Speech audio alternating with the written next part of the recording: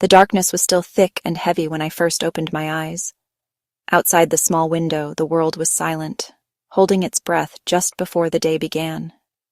A faint coolness hung in the air, a gentle reprieve from the warmth that the Kenyan sun would soon bring. I could hear the soft, rhythmic breathing of the sleeping household around me, a peaceful and reassuring sound. Slowly, the first hint of light began to paint the eastern sky, changing the deep black to a soft, velvety gray. A lone rooster somewhere in the distance decided it was time to practice his morning crow, a bit raspy and uncertain at first, but growing in confidence with each attempt. Pulling on my sturdy boots, the familiar feel of them was a comfort. The ground outside was cool and slightly damp beneath my feet. The air carried the earthy scent of damp soil and the sweet, grassy smell of hay from the nearby barn. It was a perfume unique to places like this, a smell of life, growth, and the honest toil of working the land. The farm itself was a collection of simple, sturdy buildings. The main house, the cowshed, a smaller enclosure for the goats, and the chicken coop. As I made my way towards the cowshed, the gray was now tinged with pale pinks and soft oranges, spreading like watercolor on a vast canvas. The lowing of a cow, the bleating of a goat, the clucking of hens, all of it was a call to action. The day had truly begun. My first job was in the cowshed, where our two gentle-eyed cows were waiting patiently. The air inside was warm and smelled strongly of hay, cattle, and sweet milk. I approached the first cow, a lovely creature named Malaika, which means angel in Swahili. I spoke to her in a low, calm voice, letting her know I was there. She shifted her weight slightly and turned her head to look at me with her big, dark eyes, chewing her cud in a slow, rhythmic way. With a bucket of warm water and a clean cloth, I began the first step. I carefully washed Malaika's udder, crucial for her comfort and health, and to ensure the milk we collect is clean and pure. Once she was clean and dry, I positioned a small wooden stool and placed a clean, shiny metal pail just beneath her udder. Taking a deep breath, I prepared for the familiar rhythm of milking, a task that requires both strength and a gentle touch. I wrapped my thumb and forefinger around the top of one teat, then squeezed down in a smooth, rolling motion. A strong, white jet of milk shot into the pail, making a sharp pinging sound against the metal. I repeated the motion with my other hand on another teat, creating a steady rhythm. Squeeze, release, squeeze, release. It was a dance between man and beast, a partnership built on trust and routine. The initial sharp pings soon softened to a gentle splashing as the pail began to fill with frothy, warm milk. The only sounds were the soft swish-swish of the milk, the cow's contented chewing, and my own steady breathing. As the stream slowed, with a final few squirts, the pail was full. I gave Malaika a grateful pat and moved to the next, ready to repeat the gentle, life-giving process. After the cows, it was time to visit the goats. Their enclosure was a livelier place altogether. As soon as they saw me, a chorus of loud, insistent bleats filled the air. Goats are curious and intelligent creatures. They are never shy about letting you know they are ready for breakfast. I singled out the first nanny goat, a white one named Shawnee, and gently guided her to a corner. Milking goats is different.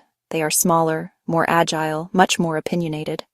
I used just my fingers and thumb, a gentle pinch at the top followed by a downward squeeze, everything on a smaller scale. The pail was smaller too, and the streams of milk were finer. As I milked Shawnee, a few goats tried to nibble my shirt or investigate the pail.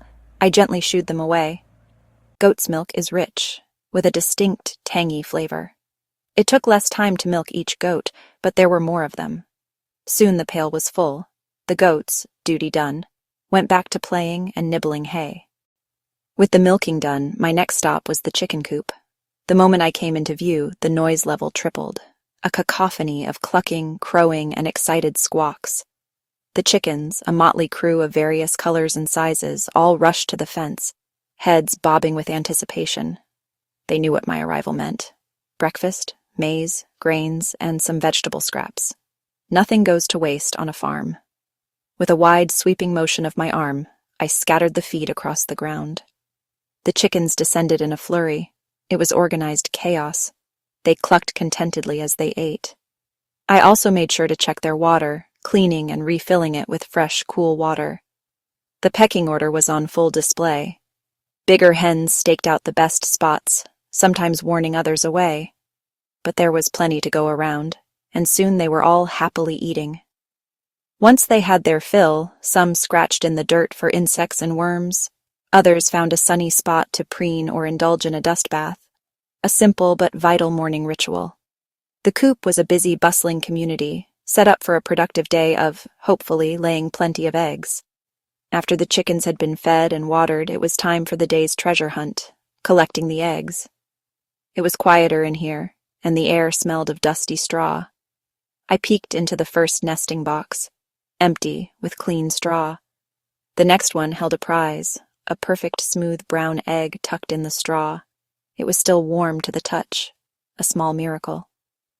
I picked it up carefully and placed it gently in my basket. Be gentle, shells are fragile. I moved along the row, scanning for more.